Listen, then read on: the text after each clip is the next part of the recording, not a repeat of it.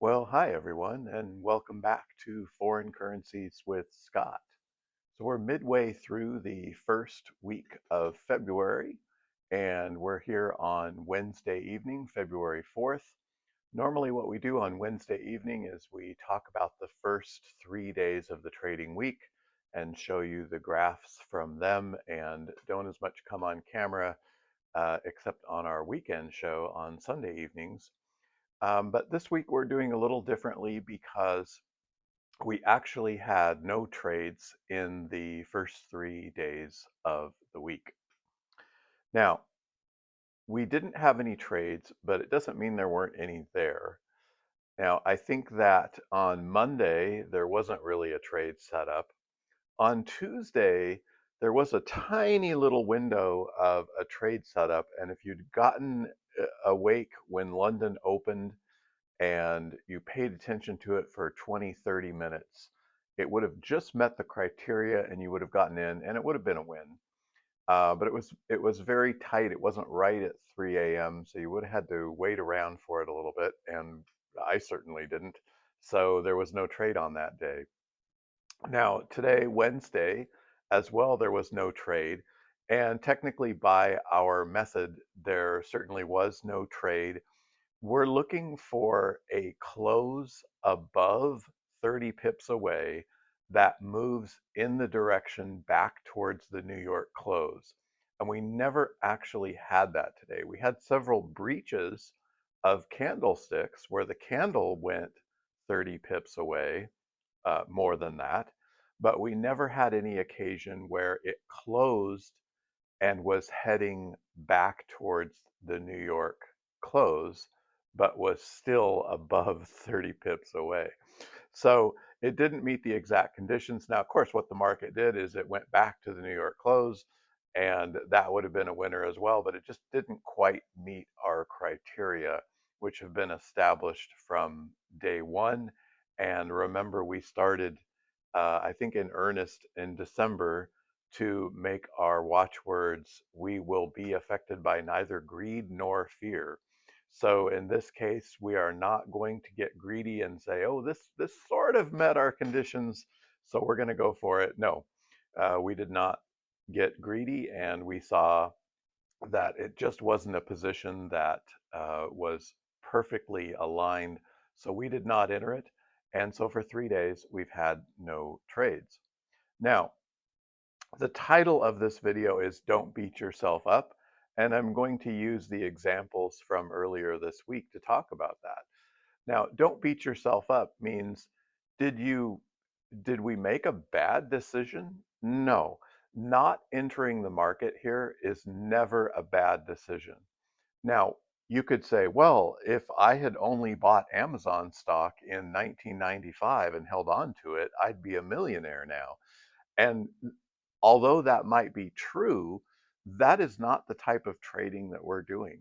The type of trading that we're doing, we get in one day and by and large, we are out that same day. So if we miss a day, we have only missed a very slight opportunity, a 1 in 300 trading days of the year. We haven't missed much of anything. So don't beat yourself up.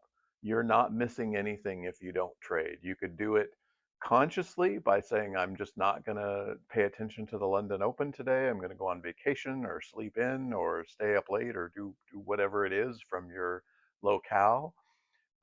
And the market will be there for you tomorrow to see what kind of decision you want to make tomorrow. But we don't depend on the day in and day out like a stockholder would for whether it's going up or going down. We simply just don't look at it that way. So when I say don't beat yourself up, just keep in mind you haven't missed out on anything. In fact, by not being completely sure and just deciding to skip a day, you're probably making a wiser decision than saying, it's kind of there, let's go ahead and put in a trade. That might be considered a little greedy, or again, it could be fearful if you're just fearful on missing out a day of trading. But tomorrow is another day to trade, so you can always hold on to that. Now, I've got my little notes here, so I'm just looking at them. So some people have asked me why are we here? We seem to have a lot of detail on these two videos each week about what's going on, but why are we here? Well, in general, we're here on this channel to talk about trading foreign currencies in the Forex market. Specifically, we have made a $1,000 challenge, which essentially was to make 50% on an investment starting on July 1, 2025. So the goal was to make 50% by July 1, 2026. Now, here in the first week of February, we're at about 20%. So we're a little under that.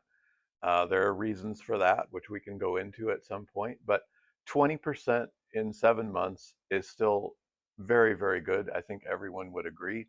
And the thing is, again, it's not like a stock. It's not like in 3 days it went way, way up, and then 2 days after that it went way, way down, and then we just don't have that kind of volatility.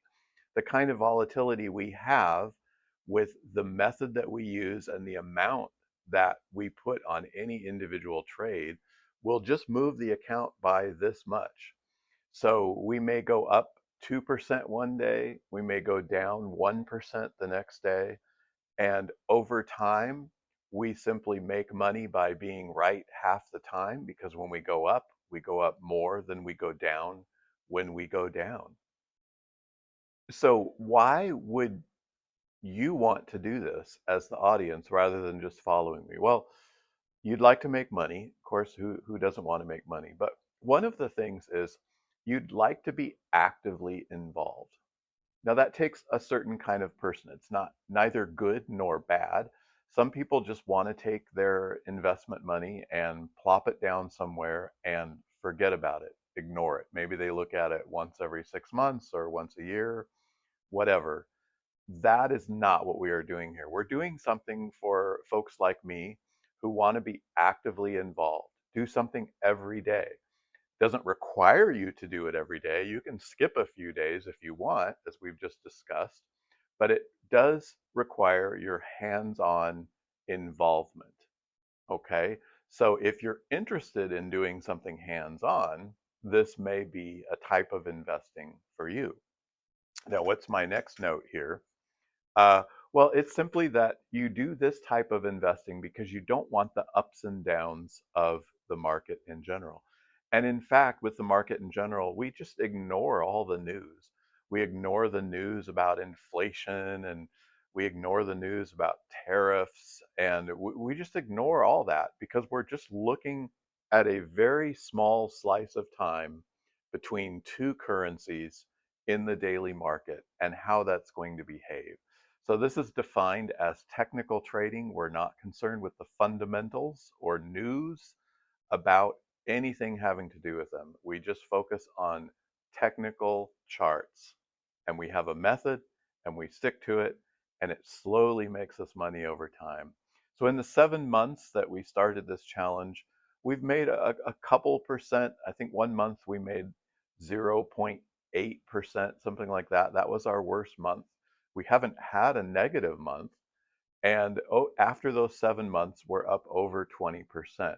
So it's just not something where we have to be concerned about losing our principal or having a hard time. We just steadily make more money when we feel like trading that day. So I hope at some point, if you haven't already, you'll get more interested in doing this for yourselves.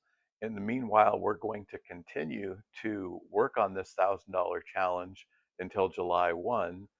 So if you're interested and haven't already and you want to start investing, please let me know if some of the earlier videos are not available to you or you can't find them or you've watched them and you're just not too sure how to get involved. It's very easy and you can start off with a very small amount of money. As we've talked about many times on this channel, this challenge that we're doing for the year, when we lose $48. Literally $48. When we win, we get $72. So yeah, I mean that's a halfway decent dinner out that you'd win, and some money that you'd lose. We do have some winning streaks and losing streaks. I think we've had a winning streak of 5 and a losing streak of 5. But overall, it balances out. And again, when we break even, when we're half wins and half losses, we make money simply because of that difference in the amount that we lose and the amount that we win. Okay, so we have 2 more trading days in the week. We'll see how those go. We'll see if we get up with the London Open and follow it very carefully and see if there's a position for us. And we'll talk some more again on Sunday. Until then, good trading, everyone. Bye bye.